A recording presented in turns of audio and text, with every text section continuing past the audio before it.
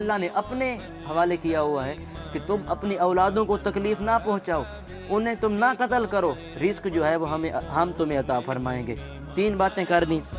پہلی یہ کہ اللہ کے ساتھ کسی کو شریک نہ ٹھہراؤ، دوسری بات یہ کہ والدین کے ساتھ احسان کرو، تیسری بات یہ کہ اپنی اولاد کو قتل نہ کرو۔ مفلسی اور غربت کی وجہ سے رزق کا ذمہ ہمارا ہے، ہم تمہیں رزق دیں گے۔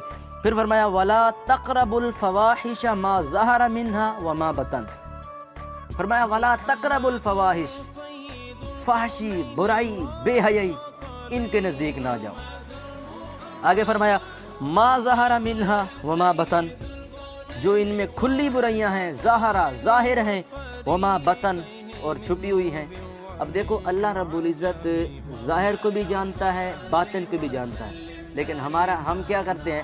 ہم یہ کرتے ہیں کہ ہم ظاہری گناہ سے بچتے ہیں،